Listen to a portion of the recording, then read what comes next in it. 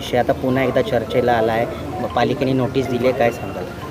65 इमारतीतील काही रहिवासी आहेत जे या आंदोलनामध्ये अग्रेसर होते, ते सर्व लोक आज मला भेटण्यासाठी इथे आलेले आहेत.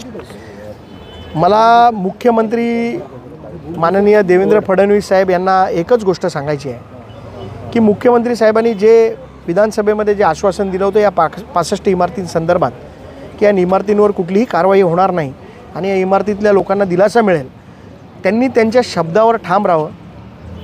या 65 इमारतींचं कुठल्याही पक्षाने राजकारण करू नये आणि या लोकांना दिलासा मिळण्यासाठी, कारण वारंवार आपण बघाल तर दर 15 दिवसांनी या लोकांना नोटिसेस जात आहेत, या लोकांना घराबाहेर काढलं जाईल अशा धमक्या दिल्या जात आहेत.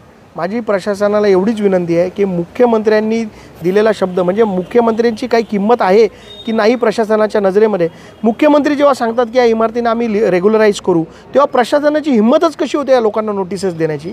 माझी प्रशासनाला विनंती आहे की आपण या मुख्यमंत्र्यांनी दिलेला शब्द पाळावा आणि या लोकांच्या ज्या दिलेल्या नोटीस आहेत ते त्वरित आपण मागे घ्याव्या, नाहीतर याच्यावरती आम्हाला न्यायालयात जावं लागेल आणि मुख्यमंत्र्यांच्या दरबारात देखील आम्ही या गोष्टीसाठी जाऊ.